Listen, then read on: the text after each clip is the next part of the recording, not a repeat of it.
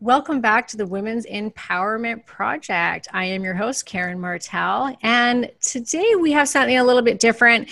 In this summit, we are talking lots about law of attraction and, all those metaphysical type things. And today I'm actually bringing in a speaker that's going to kind of give us another side to all of that, attracting what you want into your life and something that might be actually stopping you from having the law of attraction work and other things. So today I have Irene Lyon. She is a nervous system specialist and therapeutic coach who helps everyone from the mom next door to the next big thought leaders to transform their bodies, businesses, relationships, and lives through regulating their nervous system. Welcome, Irene.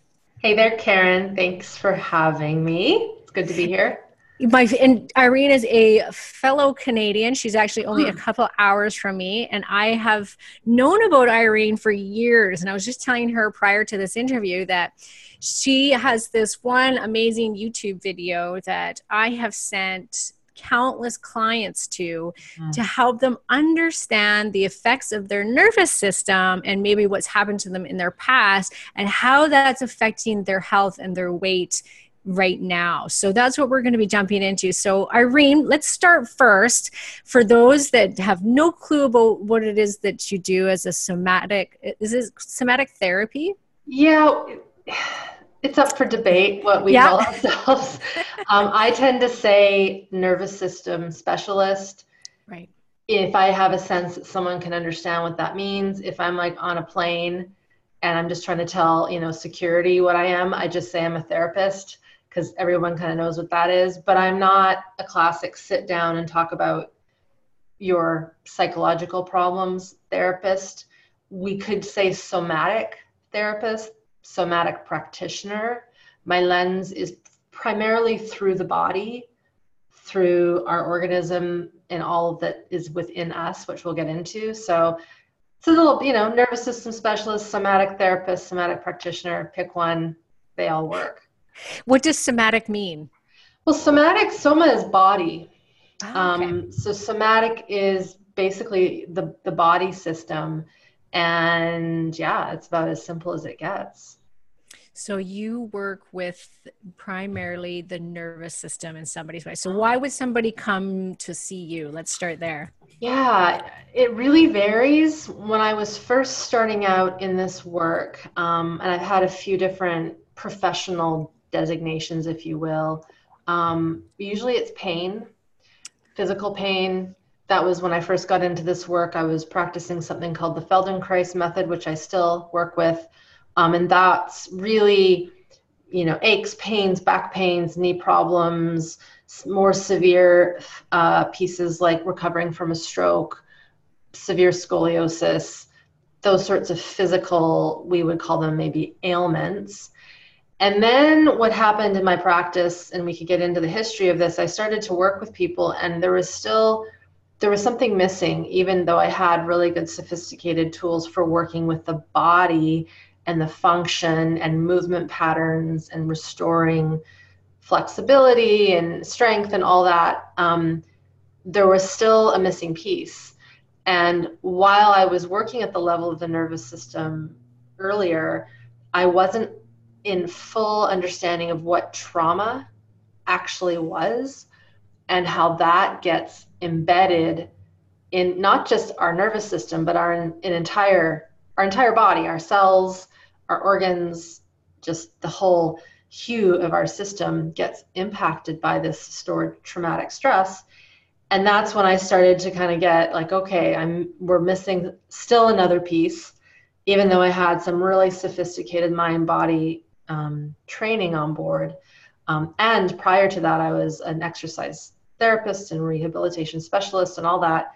But there was this little piece that isn't so little that we now know that is all around how we store our survival stress, our fight, our flight, our freeze responses, which I know you know about. So someone would come to me now because of not only pains, but more classic, I don't like to use this term, but mental illness, chronic illness, There's a category of illnesses that, again, we don't call them illnesses, but that's what most people know them as, which are things like fibromyalgia, chronic fatigue, autoimmune, very severe illnesses of the physical body, but also the connection with the brain.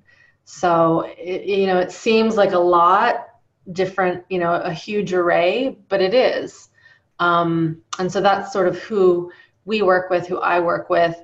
And then there's some people that are working with me right now that are like yourself, who are coaches and healers and professionals who want more of a trauma-informed lens, because they're coming to realize, as you have, that if we don't look at the traumatic stress, we're just putting a Band-Aid on things for most of the time. Right, right. And when you say trauma, let's just define that a little bit because I think a lot of us would hear the word trauma and we think, oh, well, that's not me. I'm not, I have an autoimmune condition or I have this or that. I've never had trauma because people relate trauma to, sexual abuse or physical abuse or war. Yeah, something that's like they post-traumatic stress syndrome, more so trauma. Yes.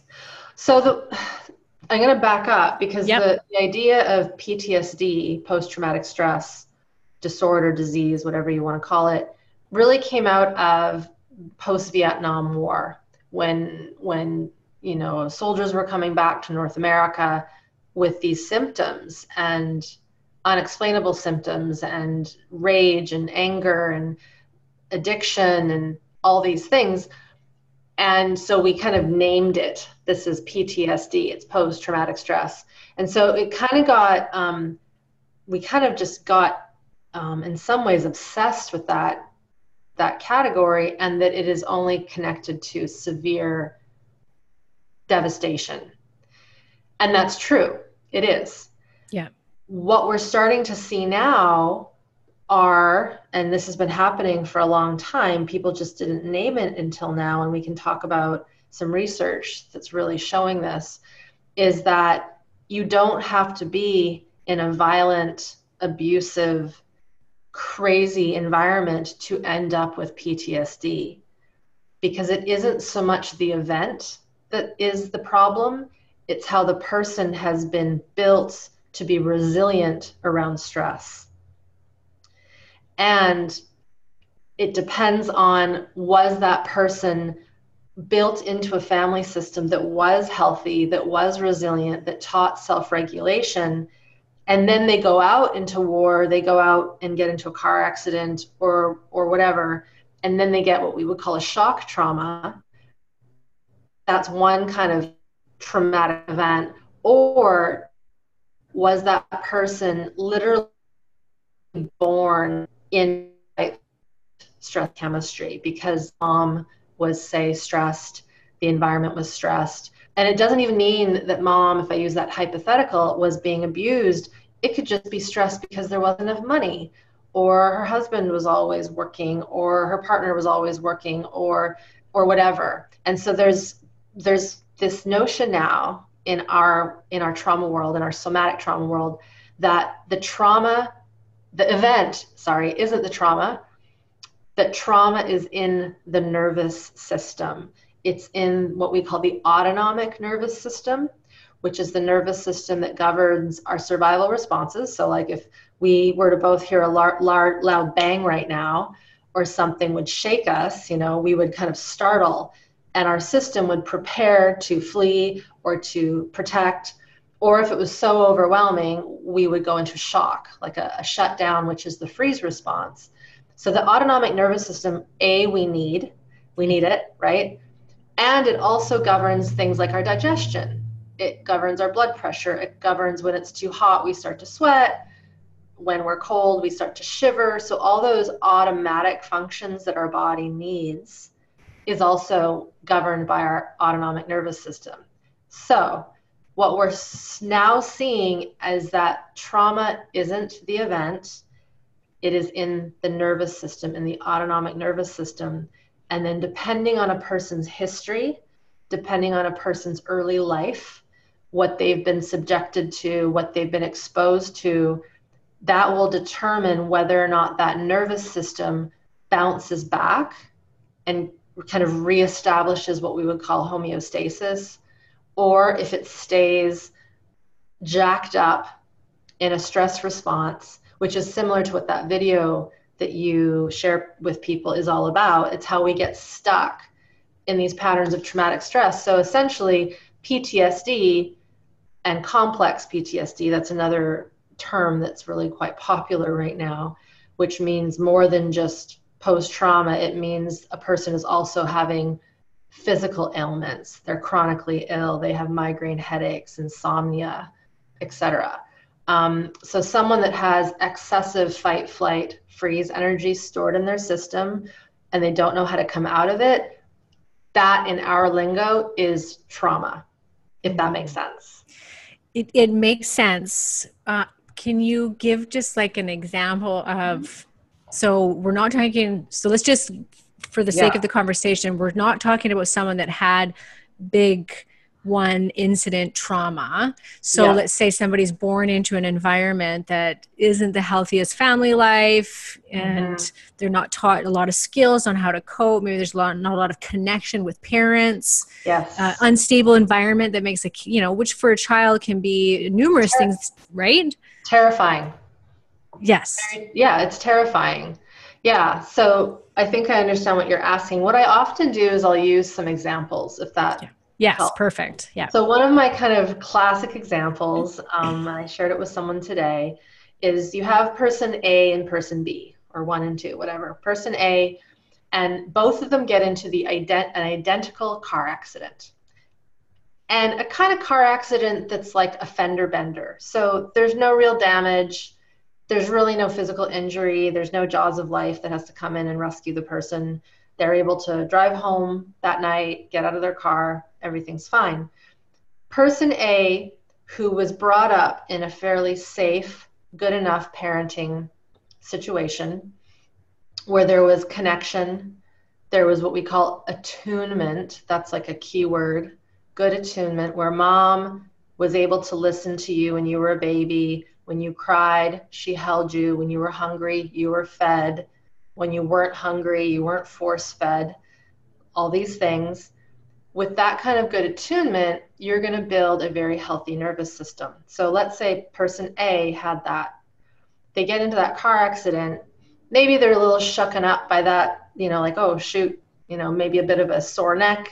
But they walk away, no big deal. The next day they're fine. They can get back into their car. They don't dissociate the next time they see a car that was similar to the car that hit them, and they're fine, right? Then person B, let's say, had not that kind of upbringing. Let's say there was a lot of stress. Let's say mom and dad hated each other. I say this because this is very common. Very common. Or mom and dad didn't know how to communicate. So they held stress, they held anger, they held sadness, or something like that. Or maybe parents were so busy that the child was left alone a lot, or with caregivers that really didn't care to connect with them because why bother, right? And so that child becomes less resilient. They don't grow that really healthy nervous system resiliency. I'm really simplifying it here. We can get into science if we have time. But so there's this person that had this lack of connection, lack of empathy. Maybe there was abuse. Maybe there was violence. Maybe there was just shouting and screaming, or maybe there was no connection, no permission to be yourself. And this is very true with many of my clients, right? They're kind of, the children should be seen and not heard. Don't cry. If you cry, you're sent to your room. These are very common things that I think our generation still grew up with. And it's still happening, I know, because I hear it when I'm at the grocery store, those sorts of things. But that is absolutely frightening to a little person.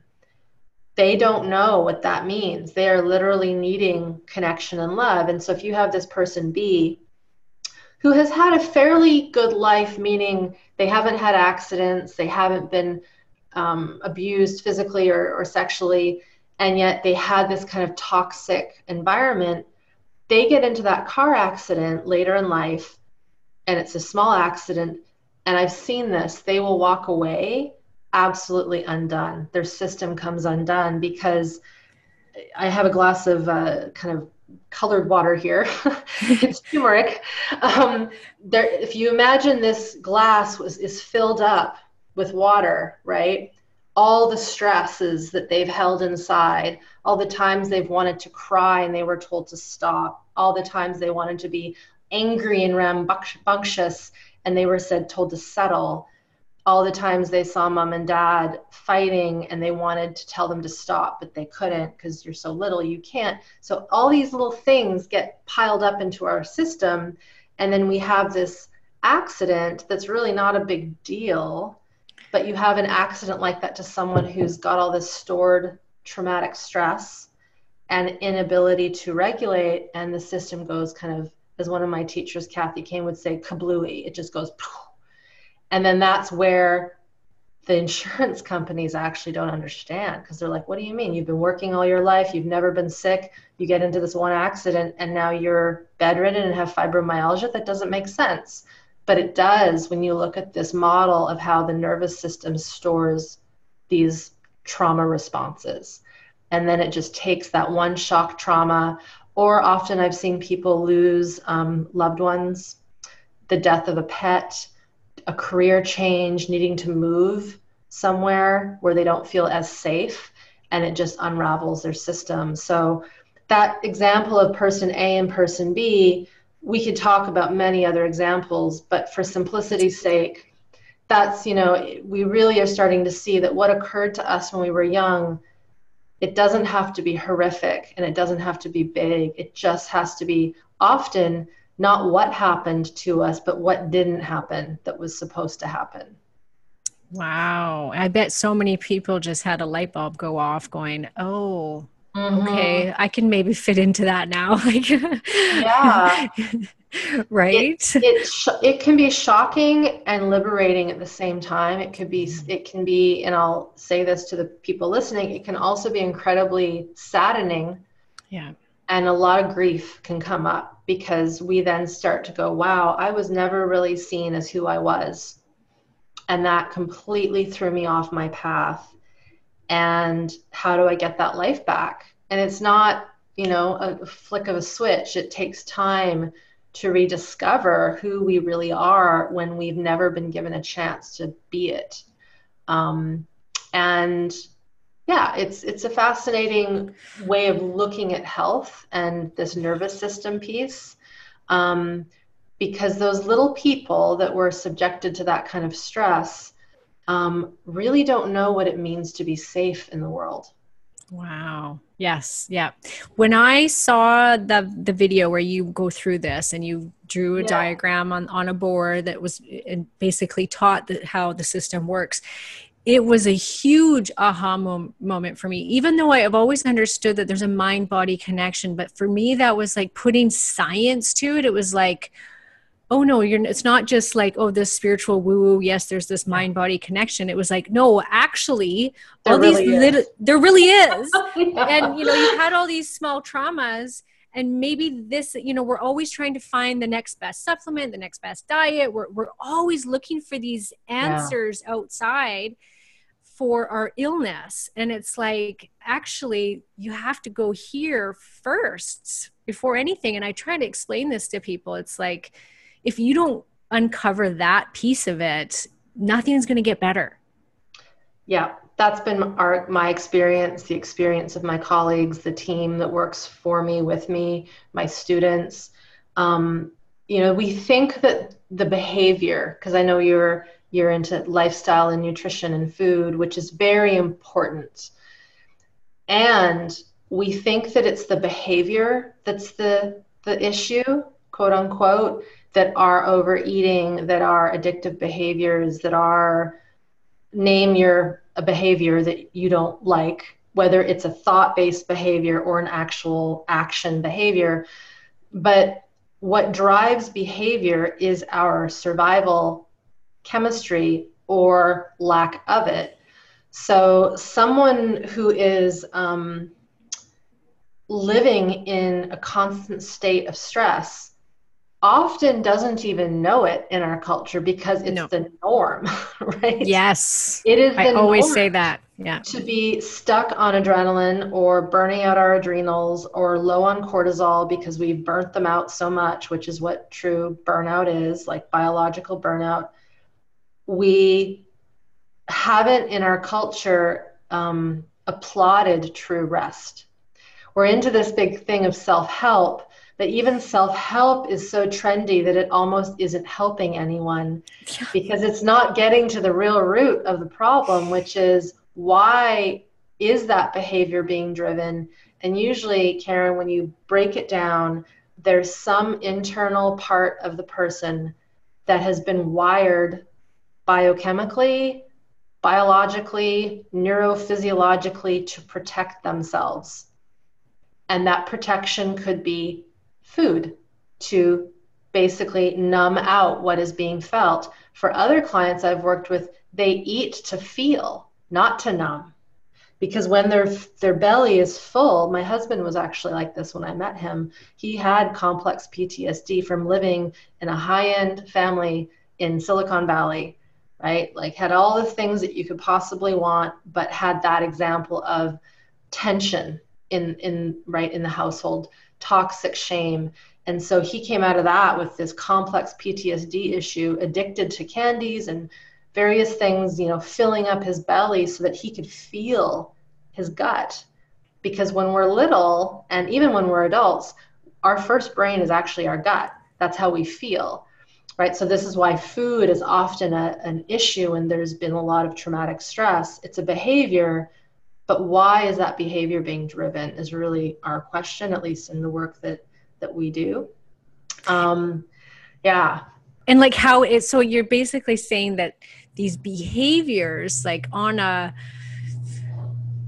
survival level, do we not think that without it, we're risking our survival? Is that what our brain is thinking? Does that make sense? That is what our physiology is thinking. It's Okay. more than our brain, actually. Our brain's part of it, but our brain is part of the central nervous system. And then you've got, all the other branches. But yes, if we have needed something to cope, to stay safe, to feel soothed, and it could be food, it could be being addicted to an activity, it could be exercise, which is quite common. It could be reading excessively, that kind of introversion quality that people are kind of talking about a lot. For me and for what we see, those are all very significantly strategic and clever coping strategies to stay safe. So what happens is someone knows they have this habit that isn't good for them, it's harmful. They then tried to change the habit by whatever it is you do, planning out your days better, your weeks better, buying the different foods or whatever. And it might work for a little bit because it's this novel new to-do list essentially.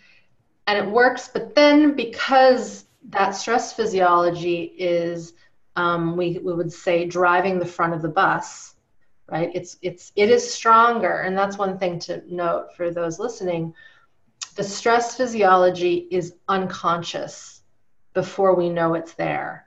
So it's driving our behavior, whereas our behavior is more cognitive. Like I can think, okay, tomorrow I'm going to plan out my meals and this is what I'm going to eat and da, da, da, da, right? But I can't consciously today say, so tomorrow when I wake up, I'm going to be in a little bit of a sympathetic fight flight. And then later in the day, I might have a bit of a shutdown and kind of go more introversion and get quiet and disconnect from the world. We can't plan that.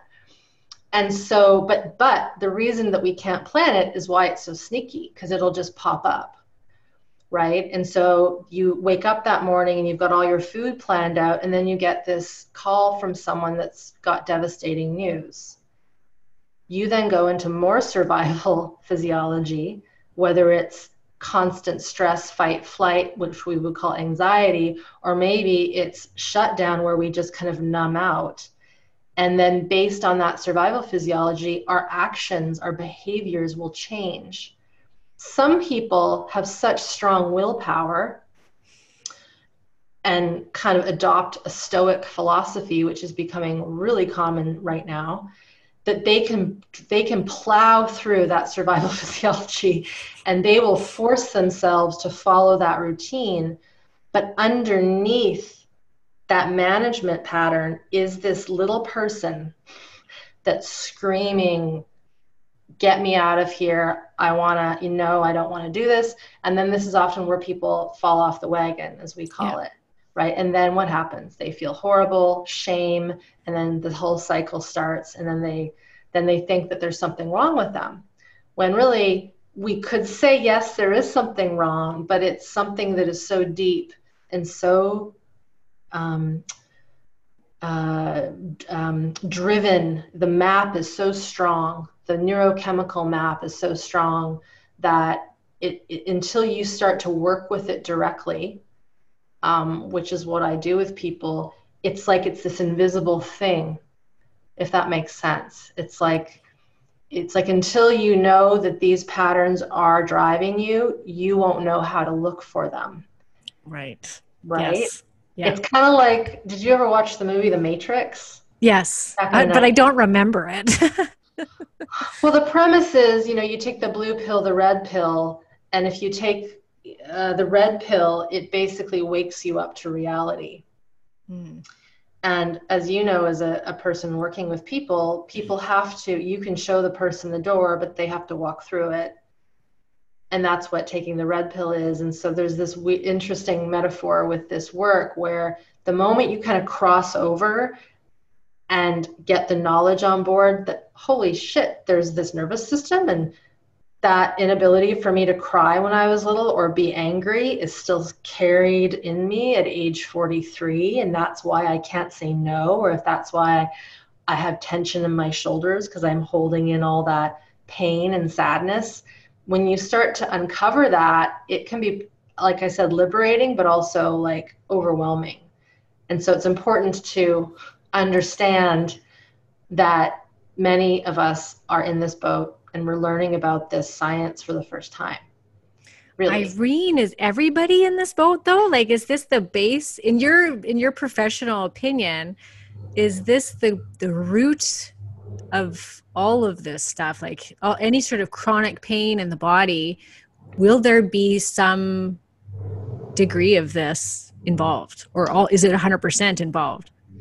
From what I've seen, Karen, I would say it's 99.99999%. To give you an idea of scale, so I am not in private practice anymore, but when I was in private practice, I did not come across, I might have come across one person, but in the last sort of 5-10 years, the complexity of people's pains, it wasn't just because they broke their leg, for example.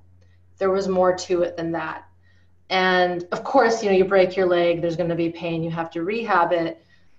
But when there's trouble in the rehabilitation process, when there's that kind of unawareness of the whole system, it's like, well, why was that person unaware in the first place to get them into that accident? And why are they not resting when they're being told to rest? What's driving them to walk on a broken foot or whatever? Animals in the wild, they get hurt. What do? They hide, right? Because if they were to go out limping, they would be up for attack. Whereas we, you see someone with a sprained ankle, they're walking on it the next day. They're not in bed for a week, kind of thing. And so we have these overriding qualities as humans that really get in the way. My husband was telling me the other day, he also is a somatic practitioner. He is in private practice still. And he said out of his 4 years of doing work, he's seen one person, no word of a lie, that came in, I don't remember what it was, but it was, let's say, a car accident, and she had like a crooked neck from something and still tension. And they were able to work with the shock trauma of the hit of the car, and she was fine. But the reason why that was such a simple session was because she did have, like the person A, person B I talked about, she had good, healthy regulation from her parents. She had good boundaries. She could feel her body. She was in tune. And so that was like a simple fix. But like I said, out of 10, we all have something that's a little deeper than that. And I think it's okay. I think that we're in this really interesting point in time where we're realizing, A, how complex we are as humans, because we're bloody complex, most complex machine on this planet. And yet we haven't figured out that to make that complex machine healthy means significant care and nurture in the first 3 years of life. Wow. Right? And so because it's not really innate anymore, especially in Western culture, on how to raise children and take care of them. And it's no one's fault and it's everyone's fault. I always say that. It's no one's fault, it's everyone's fault. We're all in this together. But there's a certain level of disconnection from our body. And what occurs is that disconnection is there, and then it's hard for us to connect to others, to our young, and we don't know what to do. And you see this in a lot of young moms. You go into another culture. My mother's from the Philippines, for example. You go there and the kids who are 10 years old know how to attune to their baby nieces and nephews and sisters and brothers. No one taught them. They watch, they learn, they're in a community that's very different. Whereas you see some people in our age, have never held a baby.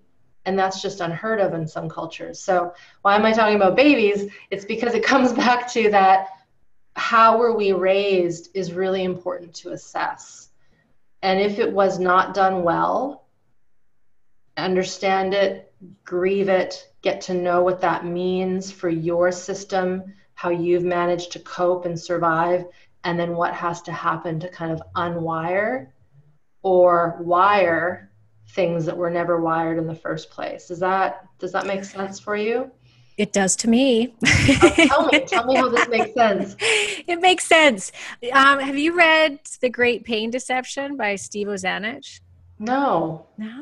It's kind of a book that's all about John Sarnos. Yeah. Dr. John Sarnos. Okay. Yeah, I figured you'd know him. So yeah, he's like just a big believer in him. He wrote a big book about his own journey of discovering his own pain in his body. And his big belief is this chronic pain is deep-seated rage. And like he said, when he was on his journey, he would go to the doctor and they would look at his x-rays and be like, oh, you have this severe back pain because you have bulging discs. Mm-hmm. And this is what you have to live with for the rest of your life. This is your diagnosis. Here's your drugs. See you later.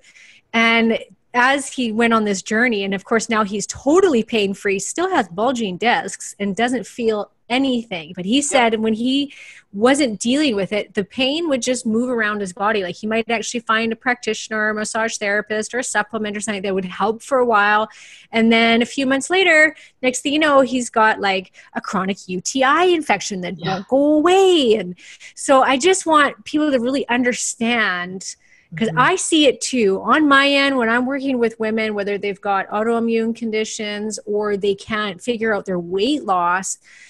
This is a piece that I try to drive through their heads, because there's always that emotional piece that has to be dealt with, or else, like Irene said, it's just a matter of time before that willpower runs out. Willpower always runs out. Yes. Right? It's like I always say that willpower runs out, and you have to first understand that there's that overeating or whatever it is that you're addicted to, or that whether it be exercise or like she was saying, but is you have to really think, how is it serving you? Even if it's something bad like overeating or drug addict or an alcoholic or whatever, there's a reason why it's there and how it's serving you. And you can't just take it away.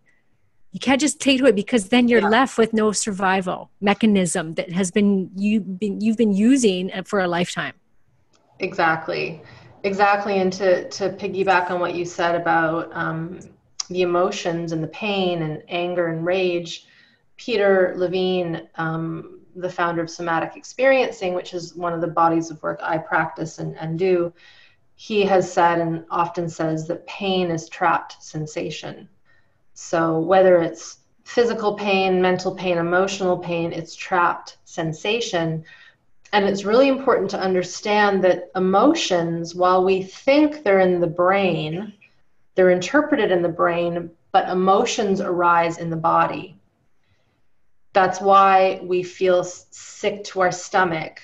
That's why we feel like we've been punched in the gut when really we haven't been punched in the gut. Why our heart hurts. Why we get restricted in our throat when we want to say something, but we can't.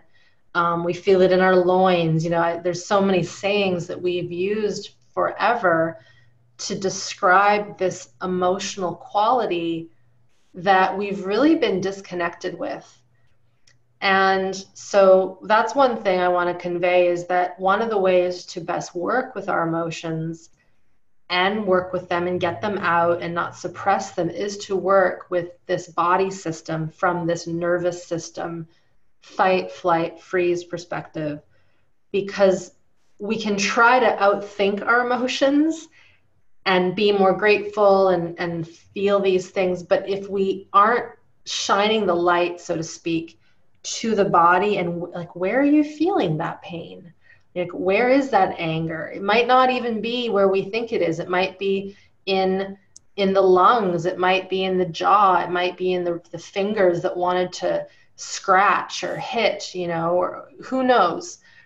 And this is the thing, is one of the, I think, the tenets that's a little different from the somatic work that my colleagues and I practice is, in some lines of study, Karen, it'll be like, well, when you feel it here, it means this. Or when you know what I'm going here? Yeah, like if it's in your heart chakra, it means that you've probably got heartache, or if it's in your... Yeah, right. It's kind of like dream interpretation, it's like, oh, this spiders mean this. And the thing is I think that's a good first pass, but we're way too complex to put names to these things. And so my big thing is to say to people, find out what your body is telling you by asking it. And if you can't hear what it says, then that means that you've got some work to do, right? Because again, out of all the people I've worked with, hundreds and hundreds and hundreds, thousands of people, when you start to dismantle those survival instincts that are in the tissues, in the body, in even our mind, the system starts to soften, it starts to defrost, it starts to come down, and then the real feelings start to bubble up. And they can be pretty scary, they can be pretty liberating, they can be cleansing, but we don't know what's going to come up.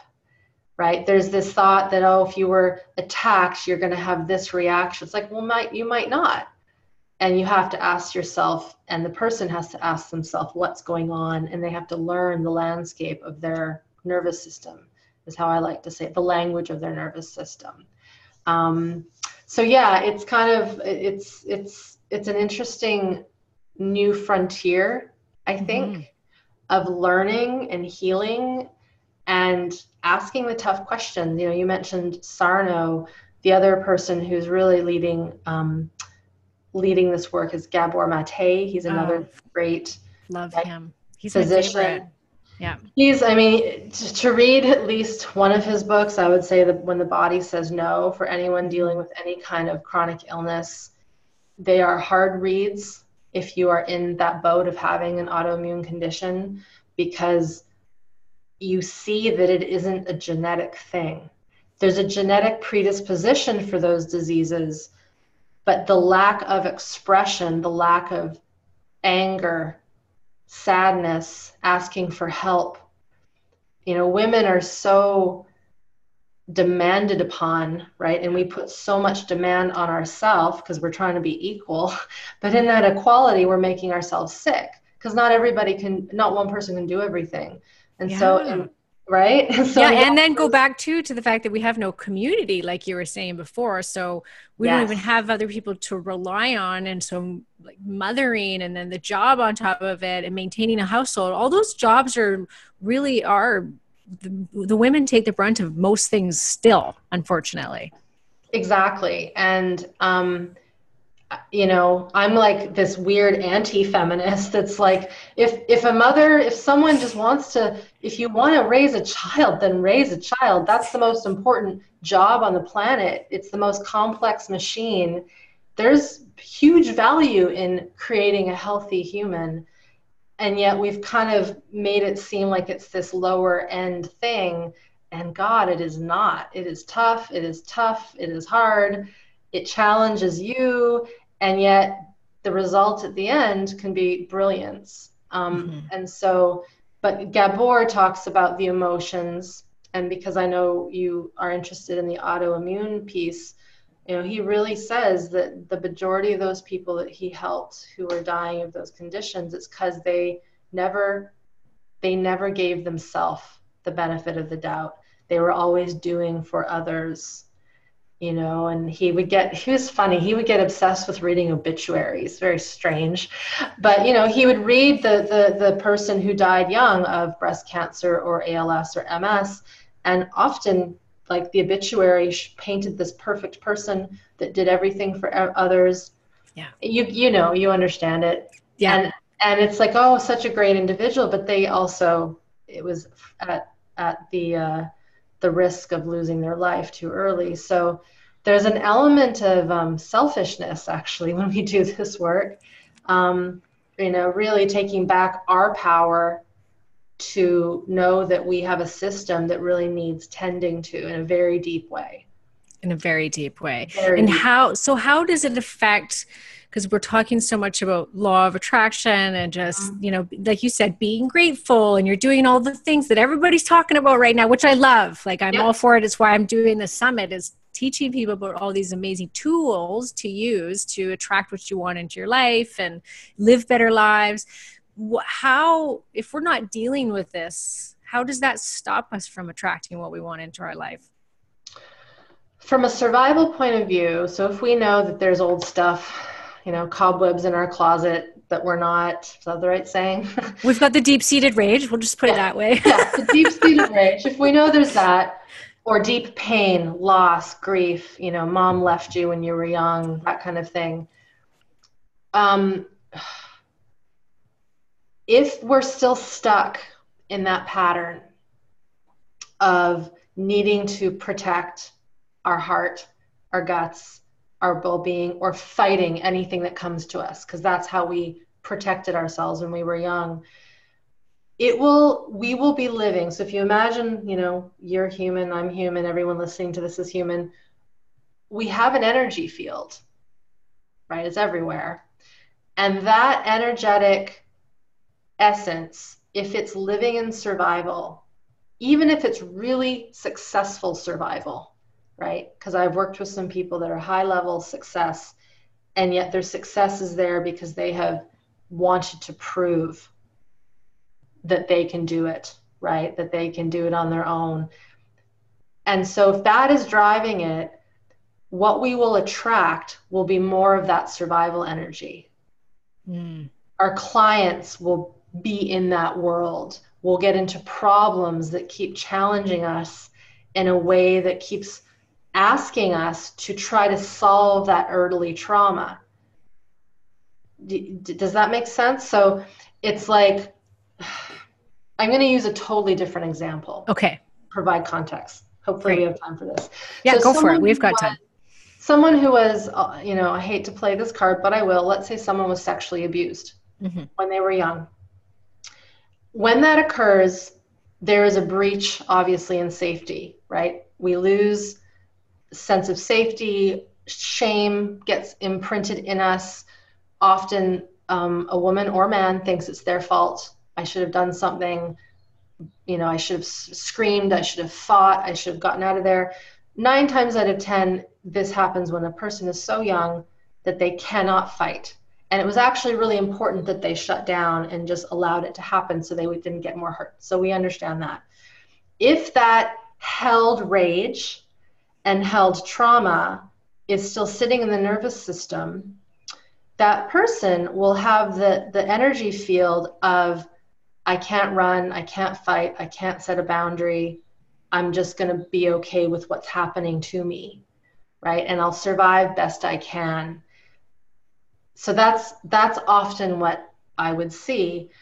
What we want to do is we want to work to get that animal instinct out, to have them feel what would it have been like if you had superpowers to fight that person off, or to run, or to say stop, or do whatever it has to do, even in your imagination, to protect yourself. And it can get quite gruesome and graphic, but it's important because that's why humans are so complex, right? We need to get that out.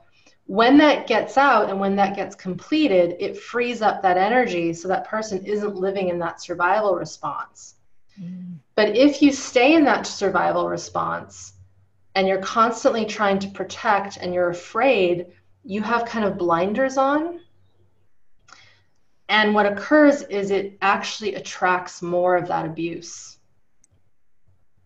And this isn't just me making this up. This is what I believe it. I know from experience. I know. Yeah.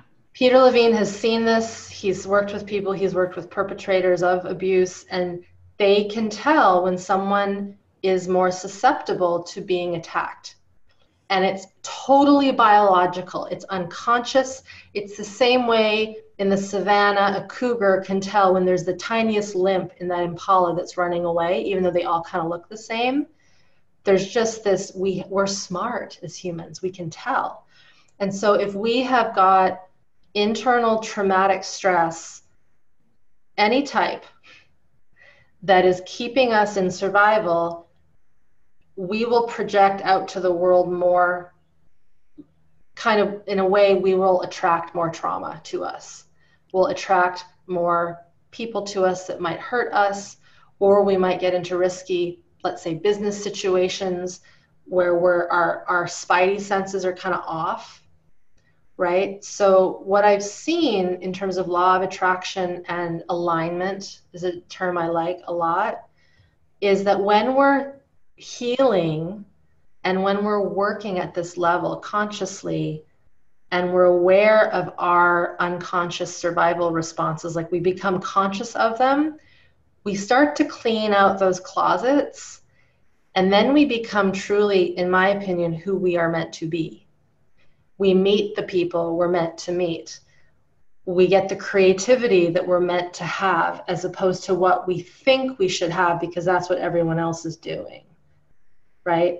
So I use that example of that traumatic shock trauma of abuse to kind of paint a picture that that can affect more abuse, or it can also affect how we live our life and our job choosings, and more than just that, it's everything. And it's really fascinating when people start to heal those layers, because they start meeting people that are really interesting, you know, like you start running into people that you never thought you would run into, but because your system is now open to a different possibility and it's not driven by that stress physiology, you meet healthier people. Right? Yeah, I get it. Yeah. Yeah, you're like nodding like, I'm like, yes, I'm getting this, because it's so fascinating, because I've been doing all these interviews for this summit, and there's this silver lining that everybody's talking about, and people are saying it in different ways. I had a conversation with Ariane Alexander, and her and I talked about repeating the same mistakes over and over, and you know, and we were talking about it in a context of, if you don't learn your lesson, it's going to keep happening. And so you're saying the same, very similar. It's like, well, you're going to keep attracting these traumas, and you don't want to believe that, but you're going to keep attracting it until you deal with it. And I know from my own like sexual history, I'm attracting the same dipshit guy over and over that would violate my body, until I finally said, enough's enough. I have to go inward. I got to learn what's going on here. What am I doing? What am I attracting? And I had to go on this like 2-year like self-exploration of healing, and you know, I'm probably still doing it 10 years later, but still it was like, and it shifted. I've never attracted a man like that again, ever. Awesome. Right? And that's it. That's proof in the pudding right there, you know. And you know, that example I used at the very beginning about the two different like the car accident and the person A, person B. I have worked with people who have had a car accident with a red car in the same intersection multiple times. And it's not because they're cursed necessarily. It's because when you go to that intersection enough times, there's going to be enough cars that are red. And if you had, let's say you got T-boned by a red car at some point and you never dealt with the shock of that traumatic event and did what your body should have done to stay safe, the universe will continually give you opportunities to work on integrating that traumatic event. And it's really when these sorts of things start to happen, you kind of go, okay, there's more at work here than just, because you have then blind spots because you were hit from one side, you never looked to that one side, so you're more susceptible to being hit on that side. So that's a very literal example, but it works too with relationship, energetics, all these things that we kind of separate, but they're all part of the puzzle. Yes, agreed. So Yeah. is there some tools? I know that this is a complex and there's Yeah. probably lots of different tools the person could use, but if somebody, because people will get what we're saying, I really think they will, then they're going to be like, okay, I get it. Now what? How do I do Yeah. it? How do I get rid of it? How do I know if it's even there? Like I recently had one where it was like one thing after the next kept coming at me financially. Like I was making better money than I'd ever made in my life. And then it was like 6 months of like, oh, you have this, a big plumbing problem that's like $7,000. And then you have this. Oh, and now your stove's going to go and this is going to go and this is going to go and this. I'm like, okay, whoa. What's the money issue here? I'm finally making money and now it's going out the door faster than it's ever gone. So there's some sort of block. How does a person say, okay, like I'm doing the law of attraction, I'm being grateful, I'm doing all these things. Obviously there's something deeper. Where does a person start? So the first thing, I want to dissect what you just said to me. Go for it. Yeah. After the call. Do it. Solve my problem, Irene. No, well, the first thing that came to my mind when you said that was when we start to bring in that kind of wealth, it's wonderful. And then we also want to be okay knowing that we can now not have it, right? Because we become secure. It becomes a security blanket, and then we kind of hoard it. And then something will come along and be like, hey, now you got to spend it all so that you know that you'll still be okay without that, right? Because there's a survival safety when there's a lot of money in the bank. We've been taught, right?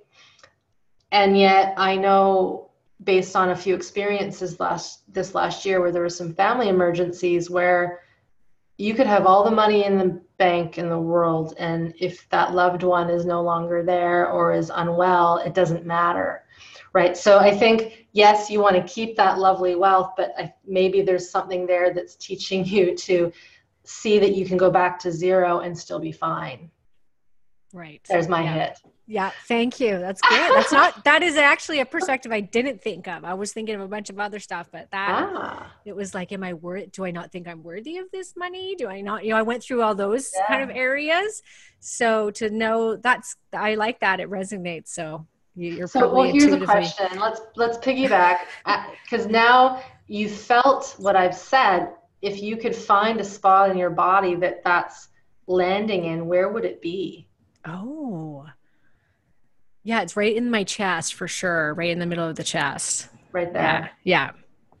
So keep noticing that as I talk, just see what happens to it and just keep kind of saying hello to it. Because like you said, you were trying to intellectualize, why is this, right? But it's like, well, what is actually the worry if all that is gone? Like what happens, right? Mm-hmm. So. Yeah. Okay. And so is that part of it, is the get out of your head? Where does it resonate in your body? Yeah. Yes. So the first thing is actually quite heady, because I'm asked this often, this question, where does one start? Mm-hmm. Because as humans, we are cognitive by trade. We actually need to learn this information to a pretty deep level. And I've tested this with, again, thousands of my students, and I don't shy away from teaching them like complex stuff that I would get taught in my 4th year of somatic experiencing training, right? Wow. So I am assuming that they are smart, and it might take them a little while to get it, but if they actually know how intricate, let's say, the vagus nerve is, right? And that there's more than one branch, and out of those 2 branches, there's like 3 different gears to one branch. And just found out it went to the clitoris. Did not know that. In one of my yeah, other interviews with the sexual therapist, there you she's go. like, yeah, the vagus nerve goes to your clitoris. I'm like, It or goes, the G spot, one or the other. yeah. Well, it goes to everything in the viscera, basically. So anything like diaphragm down is one part of the vagus nerve, and then the other part is diaphragm up in the face. It's huge, right? So we like to learn the depths of that, not just the vagus, but how the autonomic nervous system works. What your default was. Were you in a family that was pretty safe, but you couldn't cry? Or were you in a family where dad or mom raged and you had to be hypervigilant, and so your insides were always clenched? Or, did you have a sister or a brother that tickled you to death and didn't know how to stop when you said no? Like, there's so many things. The school system, like what were the, even recently, Karen, I've unraveled some things that occurred in our elementary school that I grew up in. It wasn't sexual or physical. It was just really bad teachers, that didn't care about us and did weird things for punishment that made no sense. And I've traced back like some of the anger I had that I thought was towards my parents, but it was actually towards these teachers. But when you're young, you forget these things, right? So education is key, I think, so that a person can have a very adult way of looking at their system, their biology. And what I've seen, I'll be really quite honest, if someone has no interest in learning, not just the basics, but the intricacies, I find they don't do as well at healing this deep trauma. You almost want to become like an inspector, like a good inspector of understanding the ins and outs, because once you learn it, then it's there. You don't have to relearn it, because the moment you start learning it, you then start noticing things differently, right? So anyone that's listening to this might notice that the next time they get cut off in traffic, they will actually notice what's happening in their body. They might notice a constriction that they never felt before, right? Or the next time they stub their toe on the coffee table, they might be more aware of the electricity that's running up and down as the system tries to heal that stubbed toe. So I'm using real simple examples, but when we can get that framework on board, we can start to really let yourself cough. we can really start to unpack some of this stuff. And then the second thing, I call it biological embodiment. So being able to be biologically embodied, and it's really simple. It's things like noticing when you need to go to the bathroom. Seems crazy, but those internal impulses that knock on our door to say, hey, I need a drink of water, or I'm full, or I need to pee, or I need to poop, or I'm so tired, like it's time to have a rest. So we've gotten really good as humans at overriding our biology. Yes. Right? Yep. Like it's this, again, stoic thing of I can go for 8 hours without stopping work, but then at the end I can't even feel my body because I've had to tense it up so much to avoid feeling my need to go to the bathroom, to stretch, to eat, all these things. And it completely disconnects us from our intuition, because our intuition lives in our body, basically. So education is number one. Obviously, I've got so many resources that teach those deeper levels, and then getting biologically embodied. And then if someone knows that they've come from a history of more abuse, unsafety, constant needing to be hypervigilant because they're worried about the next time someone's going to shout or scream or tell them that they're worthless. That level of healing requires professional help. It requires working at a deep level of the stress physiology, which is beyond the scope of what we want to get into today. Yeah. But it's working at the deep level of the body, how our adrenals pump out cortisol and adrenaline, how our gut protects, how our brain stem high up here kind of protects and becomes hypervigilant.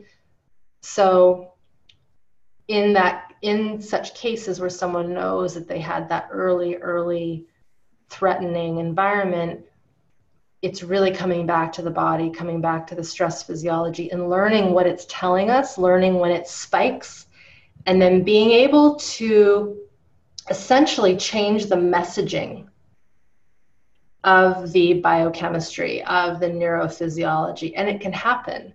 Like, it seems for someone who's brand new to this work, it's like, holy, like, how? Like, how do you do that? Right? But trust me when I say, when you start to learn the theory, the how becomes actually a lot easier. Mm-hmm. But if you were to just say to someone off the street, I want you to notice your gut and focus on how it can be less contracted, people would be like, what? What do you mean? Right? But if the layering is there first, it actually, we're meant to be healthy. Yes. Right? Yes. We talk about, my sister and I were just talking about yesterday, how our bodies are really freaking smart. Like, we do not give it enough appreciation for what it's doing. Like, it's doing all of these things on purpose, is because it's so super smart and it wants us to survive. Yes. Right? Yes. Yeah. And so we need to realize that it wants to be healthy. And then we need to give it the right we want to give it the right sequencing so that it does the steps properly. One of the things I find is that people go to advanced practices way too soon. And because someone, let's say that person that had that early adversity, let's say they're so guarded and they don't, like, they've got this little engine inside that's just got, the guard is up all the time. To take that person and put them into more advanced, say, mind-body practice is literally the last thing you want to do, because we're asking them to do something higher level when really they haven't learned the ABCs yet. We're asking them to, like, write an essay of Shakespeare when they don't even know what A or 1 or 3 or 2 is, right? So when we didn't have that self-regulation and resiliency built into us from the beginning, A, it can be rebuilt, we know that, but B, you have to start real basic. And that means learning to listen to the basic stuff, like, can you notice when you need to go to the bathroom? I call this following our impulses. Can you notice when you're thirsty, right? Or when you've had enough, like with food. A lot of people, that mechanism to know that they're full, it's not that they don't have it, they just don't know how to listen to it. Yeah. Right? And so, I just want to just note on something you said, because I have worked with people that have had, what kind of trauma we're talking about today, that were just not a great upbringing. And I remember her saying, because I had suggested, like, have you tried meditation? And she was like, oh yeah, no, meditation, I go straight into anxiety. I can't handle it. And that's what you're talking about. And I found that out later, that when someone is just starting out, like you said, like, to go, for some people, that's way too much because they are in that hyper state.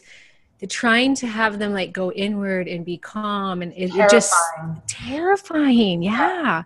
Yeah, and it's terrifying, and I'll unpack that because this is common, is the reason why it's so hard and it's terrifying is because you're asking a person who is living in survival stress physiology, right? Fight, flight, freeze, to all of a sudden stop moving, go inside and feel the chaos. It's like a child who's being diagnosed with ADD. Because they're looking around and fidgeting. Their fidgeting is there because they're in survival stress physiology. It's not because they're trying to be a shitty student. It's because they're looking for that threat. They're needing to move because if they're still, they don't know what to do with all the overwhelm because they've never been taught from mom and dad or caregivers how to self-regulate and be quiet. So we are meant, as humans who are healthy, we're meant to be spiritual and to have deep contemplation and think. But when we weren't taught that in a healthy way, and when all we knew was chaos, turning inwards is like the worst thing ever. And so we have to, the word we would use is titrate slowly, connection with self, but connection also with the environment. So it isn't just all on us, right? I've had two separate people who don't know each other say the exact same thing about meditation, and they've had past life, not past life, but early life trauma. And they said it was like being locked in a room and an angry person screaming at me and not stopping. And they both said the exact same thing. They don't know each other. And I was like, unbelievable. I'm like, are you serious? And they're like, yeah, it's like being locked in a dark room with an angry man. That's what they said, screaming at me. And that angry man isn't necessarily some dad or figure. No. It's the internal physiology shouting at you because it was never processed. Right. So it's really important. I wrote an article on mindfulness called The Mindfulness Bubble and why I think it's going to burst. It really spells out, it doesn't say, meditation is good, but it's advanced. Mm-hmm. Right. And one needs to be prepared for what shows up. And when we meditate properly, if we're doing deep contemplative meditation, it actually will probably bring up more anxiety. So when someone says it just calms them down, that's usually the first tip off that's actually, it's being done and a person is shutting down in the meditation. They're actually not becoming more alive. So again, that's a deeper path that we could get into in another call. I know, and I want to be respectful of your time. And this is just, I really think we could probably talk all day long. Yeah. I love everything that you have to say, and I so appreciate it. Can you please tell us where to find? Because you have an amazing YouTube channel with so much more content. Like if you guys want to dive into this and you want to get on Irene's channel here, I highly suggest it. She's got so much great information, and you also have some amazing online courses. So can you tell us about that? Yeah, so the best way to find me is just my site, IreneLyon.com, Lion with a Y, like the city in France. You go there, all the little social icons, of the YouTube and the Facebook and the Twitter and the Instagram, that'll take you to the channels. And then I've got 2 online courses. One is something we run once a year. It's called Smart Body, Smart Mind. It's kind of my magnum opus, if you will, of what I've learned throughout the years into a 12-week program. It's for the lay public, but it's also for coaches and healers and health professionals. We have a mix of people in there. The main prerequisite is that you're interested in learning, right? And then it's education, but it's deep dive into working with the body, learning what intention is and attention, working at the level of the stress chemistry that I've been talking about. So it's comprehensive. Most people that do it don't get through the first time, and it's not because they're slow. It's just because I encourage people to take their time. So it's a course where you can come back and redo it. The content is yours for life, that kind of thing. So that's Smart Body, Smart Mind. We'll run it again in spring 2019. And then I have a course called the 21-Day Tune-Up, Nervous System Tune-Up. That was curated from the 12-week program so that when we're not in session with the 12-week, someone can get started learning the basics, the education, and some basic lessons. And both of those groups have Facebook support. I've got my team that's in there answering questions. So it's pretty comprehensive. And then I do workshops too in person here in Vancouver, where I teach more of the Feldenkrais work that we didn't really talk about, which is fine, but more of the embodiment, literally getting into our movements and our function. The current workshop we're doing is called Up Down, which is getting people really savvy at being able to go to the ground and back up again in all sorts of different movement patterns. It's a lot of fun. I co-teach with a dancer friend of mine who's a brilliant movement teacher. And so all that's on my site. So if anybody wants to check things out, that's where they go. Amazing. Yeah. Thank you so much. Which, like, really amazing insight into all of that. This has just been very enlightening. I can't wait to share it with everybody. Yeah. So thank you so much for being here. You are so welcome.